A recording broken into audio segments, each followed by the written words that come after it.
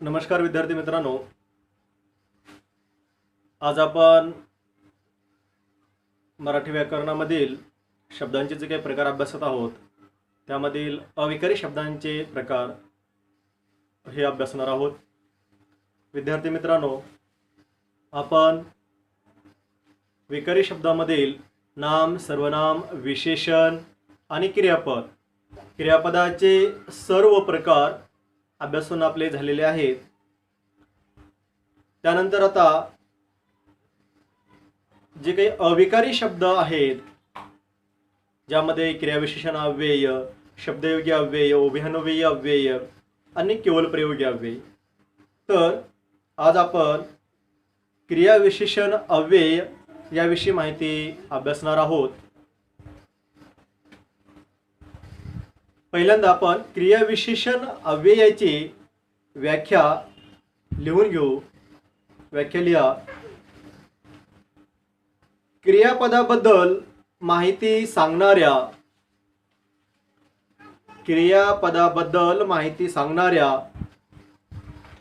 अविकारी शब्दाला क्रियाविशेषण अव्यय असे म्हणतात. क्रियापदाबद्दल माहिती सांगणाऱ्या अविकारी शब्दाला क्रियाविशेषण अव्यय असे म्हणतात. आता या ठिकाणी काही उदाहरण आपण लिहून घेऊया, म्हणजे आपल्याला क्रियाविशेषण अव्यय म्हणजे काय हे समजायला सोपं जाऊ शकेल.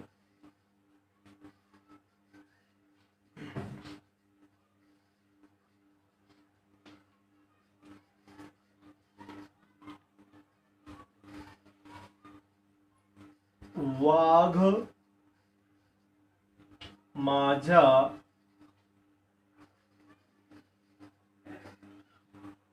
समोरून गेला.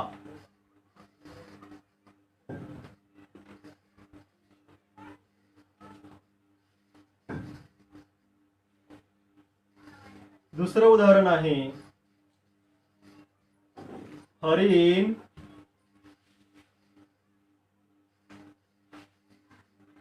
जलद धावतो. तिसरं उदाहरण आहे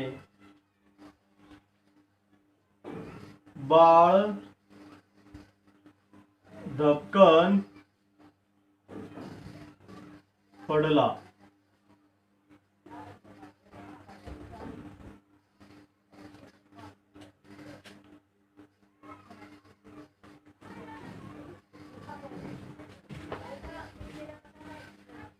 आता इकडे लक्ष द्या. या ठिकाणी क्रियाविशेषण अव्यय म्हणजे काय हे आपण इथं अभ्यासत आहोत.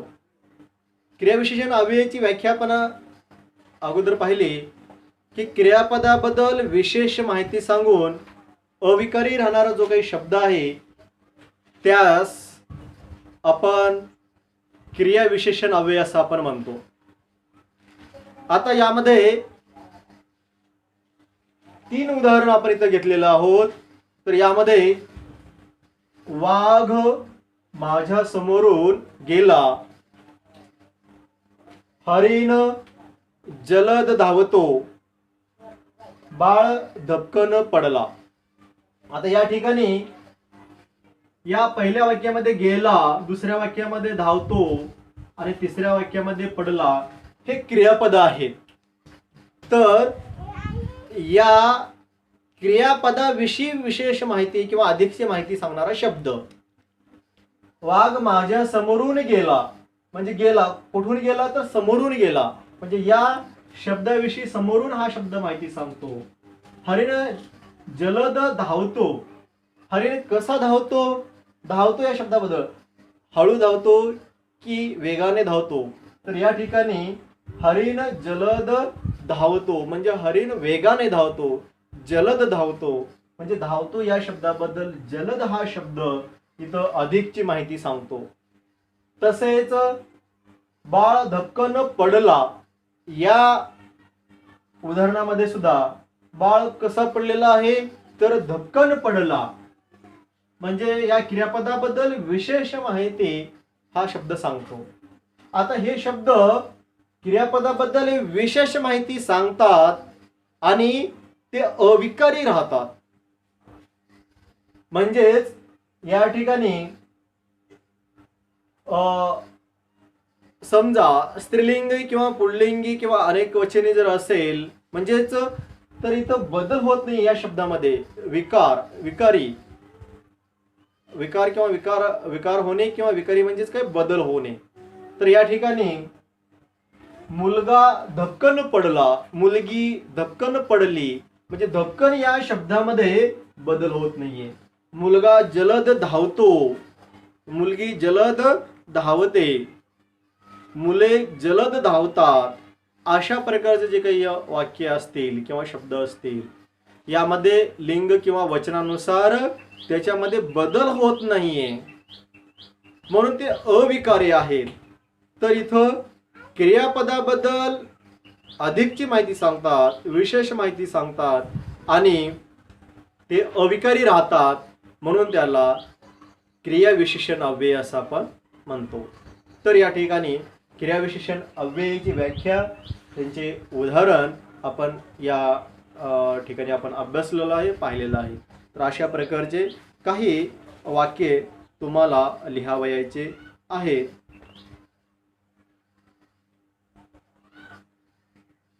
क्रियाविशेषणाचे प्रकार पडतात, तर त्यामध्ये क्रियाविशेषणाचेही आपण या ठिकाणी प्रकार अभ्यासूया.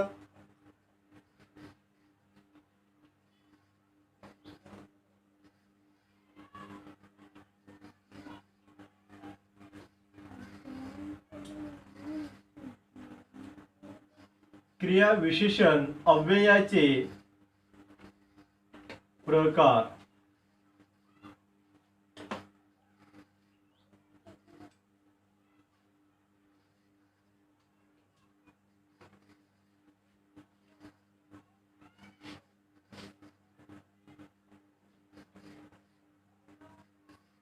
अर्थावरून पडणारे प्रकार.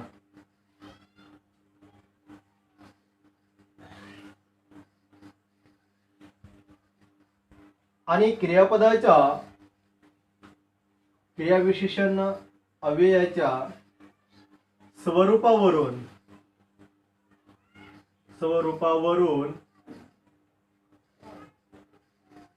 पडणारे प्रकार.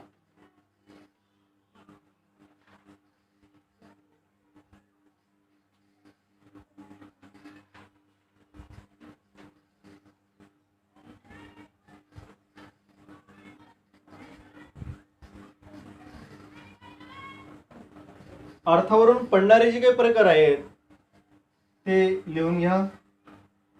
नंबर 1 आहे कालवाचक.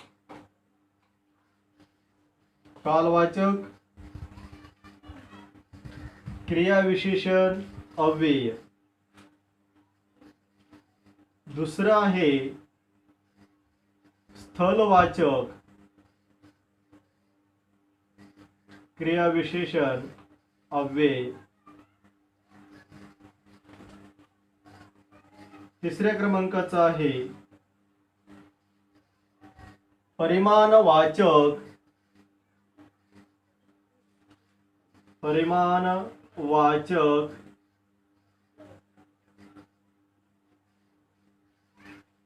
क्रियाविशेषण अव्यय.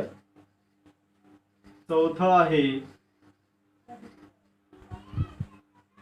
रेतीवाचक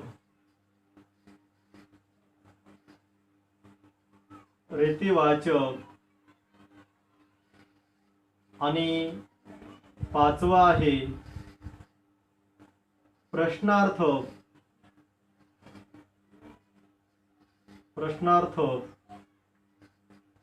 आणि 6वा प्रकार आहे निषेधार्थक. निषेधार्थक,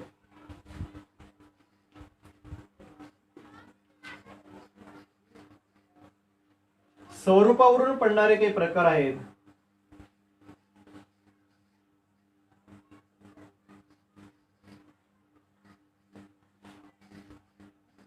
यामध्ये सिद्ध क्रियाविशेषण अव्यय, साधित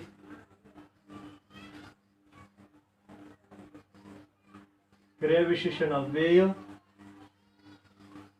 आणि स्थानिक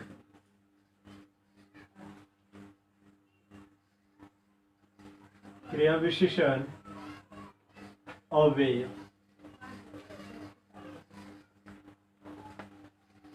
आपण या ठिकाणी क्रियाविशेषण अव्ययांचे प्रकार किंवा क्रियाविशेषण अव्ययांच्या प्रकाराचा ट्री डायग्राम आराखडा या ठिकाणी आपण काढलेला आहे, तो पाहून घेऊ आपण.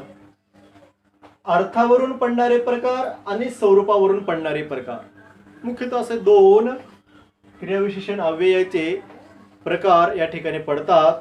आता यामध्ये अर्थावरून पडणारे प्रकारामध्ये पहिला आहे कालवाचक क्रियाविशेषण अव्यय, स्थलवाचक क्रियाविशेषण अव्यय, परिमाणवाचक क्रियाविशेषण अव्यय, रीतिवाचक क्रियाविशेषण अव्यय, प्रश्नार्थक क्रियाविशेषण अव्यय आणि निषेधार्थक क्रियाविशेषण अव्यय, असे 6 प्रकार हे क्रियाविशेषणाच्या अर्थावरून पडणारे प्रकार आहेत.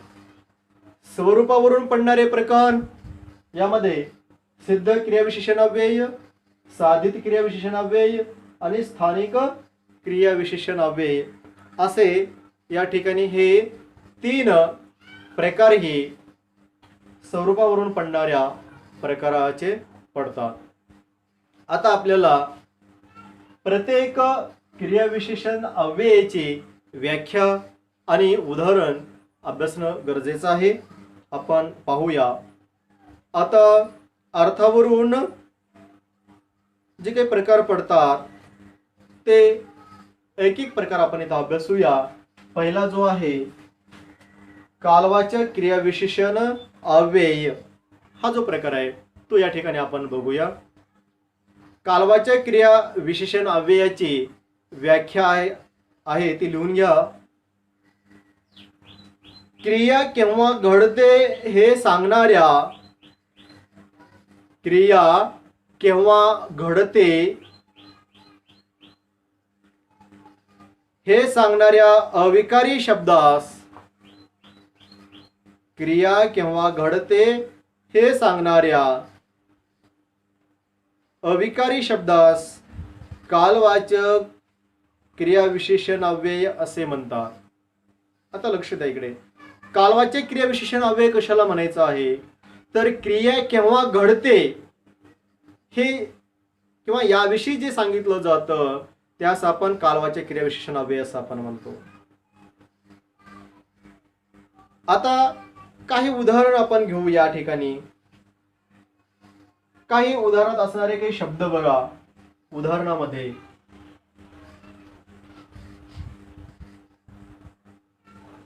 आता, आज,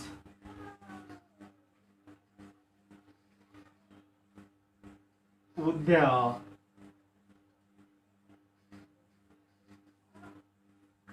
पूर्वी, जेव्हा,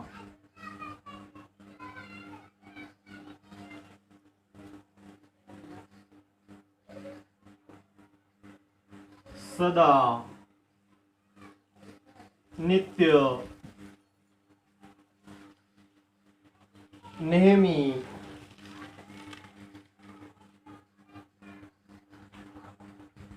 नेहमी,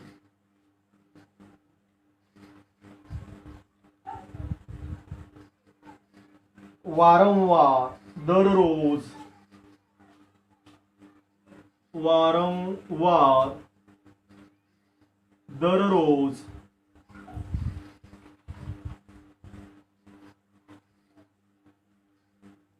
क्षणोक्षणी, क्षणोक्षणी, इत्यादी असणारे हे शब्द आहेत. आता हे सर्व शब्द कालवाचे क्रियाविशेषण अव्ययाचे आहे. आता हे शब्द घेऊन जे काही उदाहरणं तयार होतील तर हे सर्व कालवाचे क्रियाविशेषण अव्ययाचे उदाहरणं होऊ शकतात. यामध्ये काही आपण उदाहरणं घेऊया. पहिलं उदाहरण आपण इथे घेऊया. हल्ली कोणी कोणाचे ऐकत नाही. दुसरे एक उदाहरण लिहून घ्या. पूर्वी माणुसकी होती.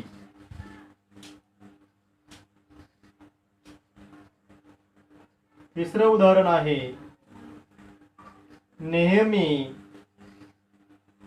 काम करावे.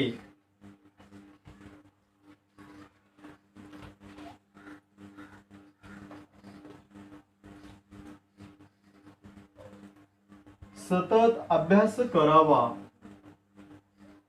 सतत अभ्यास करावा. आता क्रियाविशेषण अव्ययामध्ये कालवाचक क्रियाविशेषण अव्यय म्हणजेच काय हे आपण अभ्यासतोय. कालवाचक क्रियाविशेषण अव्ययाची व्याख्या अशी आहे की क्रिया केव्हा घडते हे जेव्हा सांगितलं जातं किंवा क्रिया केव्हा घडते हे सांगणाऱ्या अविकारी शब्दाला आपण कालवाचे क्रियाविशेषण अव्यय असं म्हणतो. तर क्रिया केव्हा घडते हे सांगणाऱ्या असं म्हणलेलं आहे. हल्ली कोणी कोणाचे ऐकत नाही. पूर्वी माणुसकी होती. आता असे उदाहरणं या ठिकाणी आहेत. हल्ली म्हणजेच काय, या शब्दाचा अर्थ असा आहे की सध्या असा प्रकाराचा म्हणजे असा अर्थ होतो.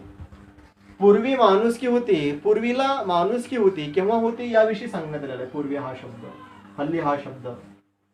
नेहमी काम करावे म्हणजे सतत सतत म्हणजे कंटिन्यू सतत काम करत असावं. नेहमी काम केलं पाहिजे. सतत अभ्यास केला पाहिजे. अभ्यासामध्ये सुद्धा सातत्य असलं पाहिजे. सतत अभ्यास केला पाहिजे. म्हणजे हे केव्हा काम केलं जातं किंवा ती क्रिया केव्हा घडते किंवा घडायला पाहिजे हे जे काही सांगितलं जातं त्यास आपण कालवाचे क्रियाविशेषण अव्यय असं आपण म्हणतो या ठिकाणी. आणि हे जे काही उदाहरणं आपण इथं पाहतोय तर हे क्रिया केव्हा घडते किंवा घडलेले आहे किंवा घडत आहे याविषयी इथं माहिती सांगितली जात आहे. म्हणून असे जे काही उदाहरणं असतील त्यास आपण कालवाचे क्रियाविशेषण अव्यय असं म्हणतो आपण इथं. आता दुसरा जो काही प्रकार आहे क्रियाविशेषण अव्ययाचा तो स्थलवाचक क्रियाविशेषण अव्यय आहे. त्याची व्याख्या अशी आहे ते पाहूया. व्याख्या लिहून घ्या. स्थलवाचक क्रियाविशेषण अव्यय. क्रिया कोठे घडते. क्रिया कोठे घडते हे सांगणाऱ्या अविकारी शब्दास स्थलवाचक क्रियाविशेषण अव्यय म्हणतात. क्रिया कोठे घडते हे सांगणाऱ्या अविकारी शब्दास स्थलवाचक क्रियाविशेषण अव्यय असे म्हणतात.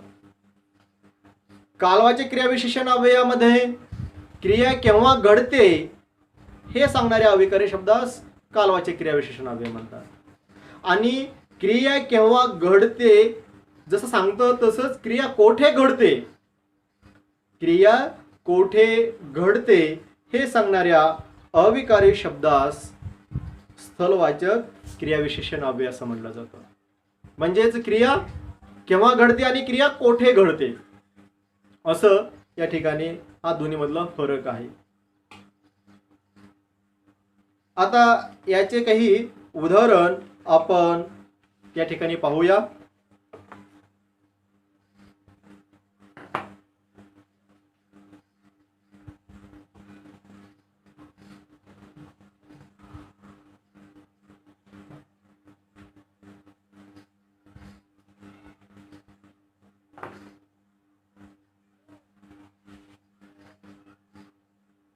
काही शब्द आहेत येथे, तेथे,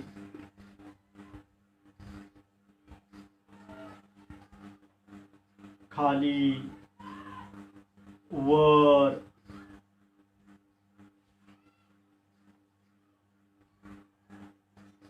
मध्ये, अलीकडे, मध्ये, अलीकडे, पलीकडे, मागे, पुढे, जिकडे, तिकडे, सभोवार, आसपास, तसेच लांब, येथून, तेथून, मागून, पुढून, अशा प्रकारचे काही शब्द आहेत. दूर, हे जे सर्व शब्द आहेत हे शब्द स्थलवाचक क्रियाविशेषण अव्ययाचे शब्द आहेत. काही उदाहरण, वाक्याचे उदाहरण आपण इथं असलेले ते घेऊया लिहून. आपण इथं नंबर 1 चं उदाहरण, तेथे एक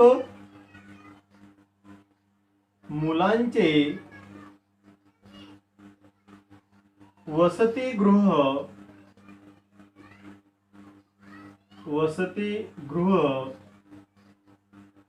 आहे.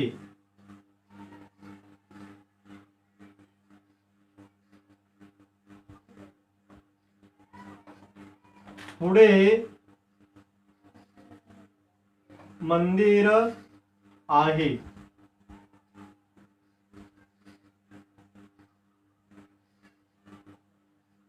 तिसरं उदाहरण आहे, समोरच कॉलेज आहे.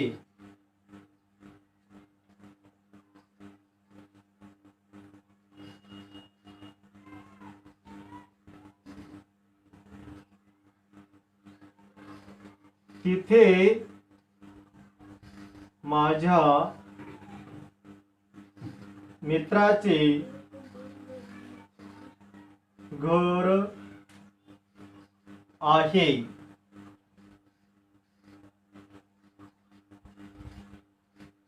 पाचवं उदाहरण आहे, पुलाखालून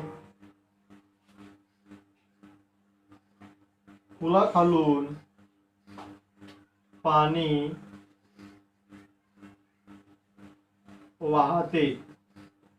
पुलाखालून पाणी वाहते.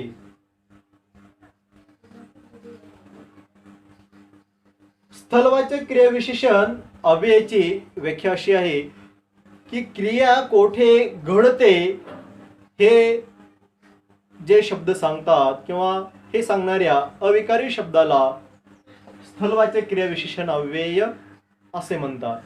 आता या ठिकाणी पहिलं उदाहरण आपण इथं घेतलेलं आहे. या काही शब्द दिलेले आपण, येथे, तेथे, खाली, वर, मध्ये, अलीकडे, पलीकडे, वरून, खालून इत्यादी अशा प्रकारचं.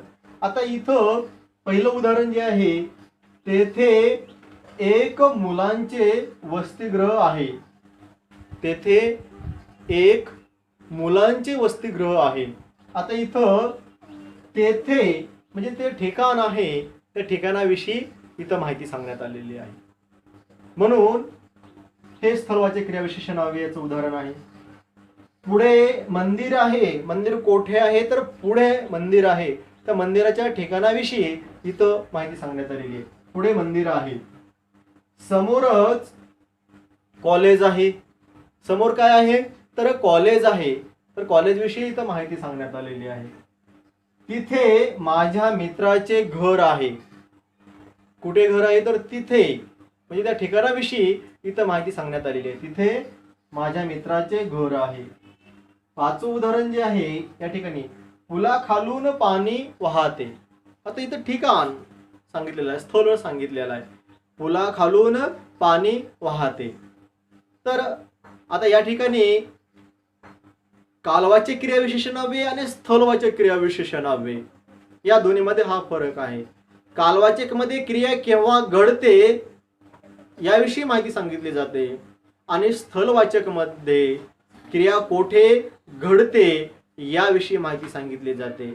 म्हणून क्रिया कोठे घडते याविषयी माहिती सांगणाऱ्या अविकारी शब्दाला आपण स्थलवाच्य क्रिया विशेषण अव्यय असं आपण म्हणतो.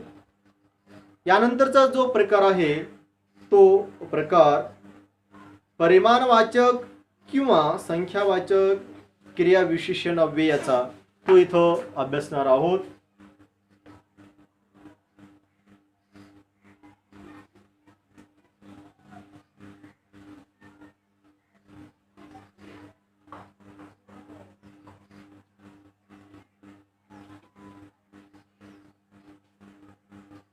तिसरं उदाहरण जे आहे प्रकार परिमाणवाचक क्रिया विशेषण अव्ययाचा हा प्रकार आहे. ती व्याख्या अगोदर आपण या ठिकाणी लिहून घेऊया. परिमाणवाचक किंवा संख्यावाचक क्रिया विशेषण अव्यय व्याख्या आहे एखादी क्रिया कितीदा घडली असे दर्शविणारे शब्द म्हणजेच एखादी क्रिया कितीदा घडली असे दर्शविणारे शब्द म्हणजेच परिमाणवाचक किंवा संख्यावाचक क्रियाविशेषण अव्यय होय. आता व्याख्या समजून घेऊया. एखादी क्रिया कितीदा घडली हे दर्शवणारे शब्द म्हणजेच परिमाणवाचक किंवा संख्यावाचक क्रियाविशेषण अव्यय. आता एखादी क्रिया आहे ती किती वेळेस घडलेली आहे याविषयी माहिती जे सांगणारे शब्द असतील त्यास आपण परिमाणवाचक किंवा संख्यावाचक क्रियाविशेषण अव्यय असं म्हणायचं आहे. उदाहरणामध्ये काही शब्द इथं लिहून घेऊ आपण. किंचित, किंचित शब्द, जरा, काहीसा, थोडे,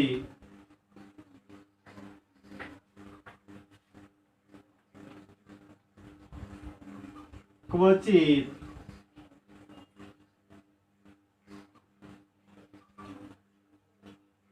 अत्यंत,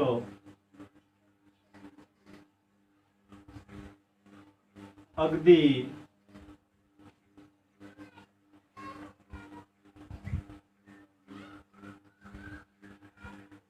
बिलकुल,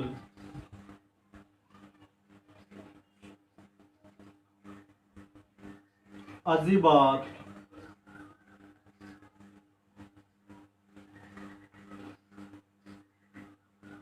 अतिशय,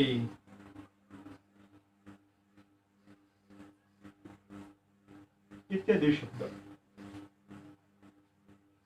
परिमाणवाचक किंवा संख्यावाचक क्रियाविशेषण अव्ययाचे काही शब्द आहेत. ते शब्द अजिबात, अत्यंत,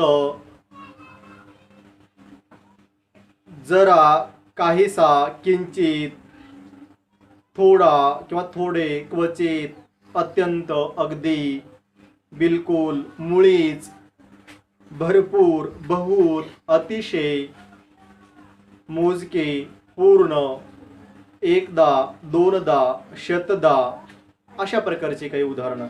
एकदा, दोनदा असे येणारे. एकदा, दोनदा, शतदा हे जे काही शब्द आहेत हे शब्द आता या ठिकाणी हे शब्द घेऊन आपल्याला उदाहरण बनवता येऊ शकतात. यामधील उदाहरण आपण लिहून घेऊ. तुमच्या मुलाला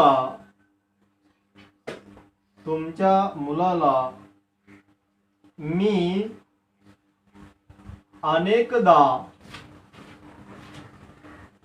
बजावले आहे.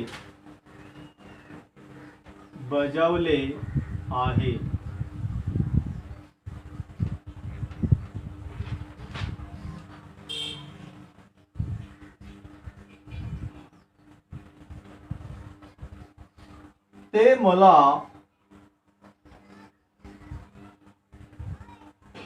अजिबात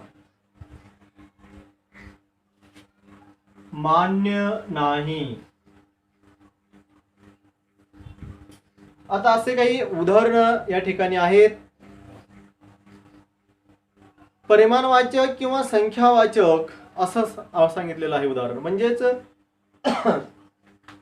व्याख्याच काय सांगते, एखादी क्रिया कितीदा घडली असे दर्शवणारे शब्द म्हणजेच परिमाणवाचक किंवा संख्यावाचक क्रियाविशेषण अव्यय. आता एखादी क्रिया कितीदा घडलेली आहे किंवा किती वेळेस घडलेली आहे हे दर्शवणारे शब्द म्हणजेच त्यास आपण परिमाणवाचक किंवा संख्यावाचक क्रियाविशेषण अव्यय असं म्हणायचं आहे. आता यामध्ये काही शब्द आपण किंचित, जरा, काहीसा, थोडे, क्वचित वगैरे, एकदा, दोनदा, शंभरदा, शतदा अशा प्रकारचे. तुमच्या मुलाला मी अनेकदा बजावले आहे. म्हणजेच तुमच्या मुलाला मी अनेक वेळेस अनेकदा सांगितलेले आहे असं या वाक्याचा इथं अर्थ आहे. ते मला अजिबात मान्य नाही आहे, ते मला मान्यच नाही आहे अशा प्रकारचं. त्यानंतर आणखी आपल्याला एकदा, दोनदा आपल्याला अनेक उदाहरणं असं सांगता येऊ शकेल. मी दररोज एकदाच जेवण करतो अशा प्रकारचं उदाहरण आपण सांगता येऊ शकेल. किंवा मी दररोज दोनदा फिरण्यासाठी बाहेर जात असतो अशा प्रकारचे उदाहरण. म्हणजेच क्रिया कितीदा घडती हे सांगणारे शब्द जे असतील त्यास आपण परिमाणवाचक क्रियाविशेषण अव्यय किंवा संख्यावाचक क्रियाविशेषण अव्यय असं आपण इथं म्हणतो.